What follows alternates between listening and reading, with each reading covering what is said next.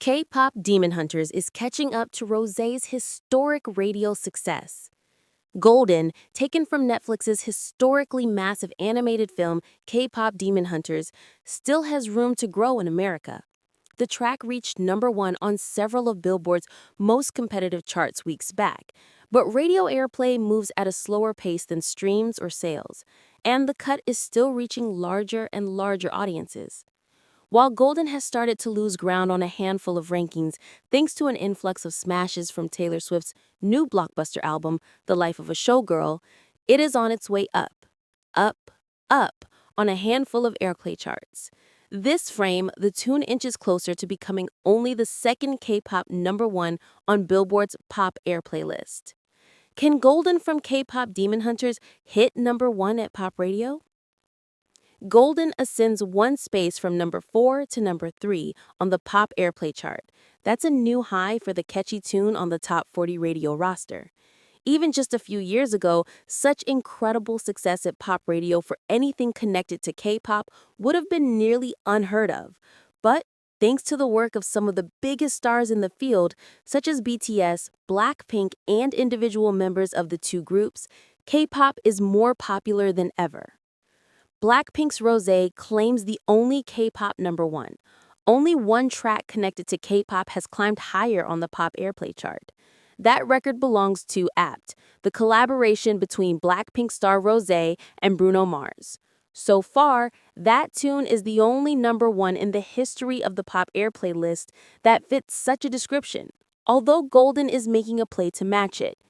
Just a short time ago, the K-pop Demon Hunters cut passed Dynamite by BTS, which peaked at #5 several years back, to become the second highest rising K-pop win in the roster's tenure. Golden ties Rosé twice. In addition to hitting its new peak position, Golden reaches an even dozen frames on the pop airplay chart.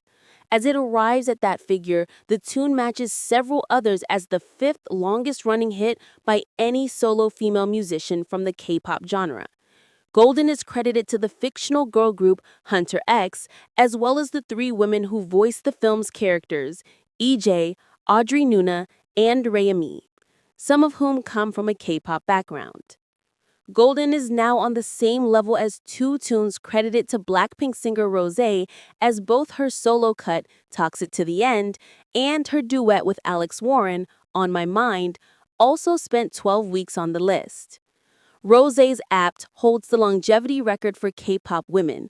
The longest stay on the pop airplay chart by any female soloist in the K-pop world belongs to Rosé's Apt. That tune, which holds as the track by any K-pop musical act with the most weeks on the roster, managed 28 frames between numbers 1 and 40. Between Apt and Golden on the longevity ranking are Lisa's Moonlit Floor Kiss Me, Jennie's One of Them Girls, a collaboration with both The Weeknd and Lily Rose Depp, and Lisa's Priceless with Maroon 5. The former lived on the pop airplay ranking for 19 frames, while both One of Them Girls and Priceless stopped after 15. Golden hits new peaks on multiple radio charts in the US. As it nears the summit on the pop airplay chart, Golden also hits new peaks on several other radio-focused rankings in the US. The track dances its way to #5 on the all-genre radio songs chart.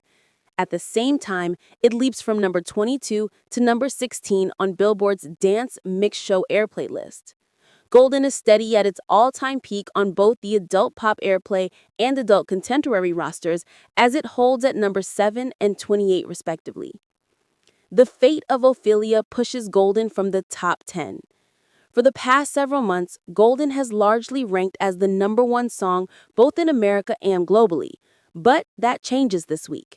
The tune is pushed out of the top 10 entirely on the US-based list of the most consumed songs, as 10 tracks from Swift's The Life of a Showgirl open inside that uppermost tier, led by The Fate of Ophelia at #1.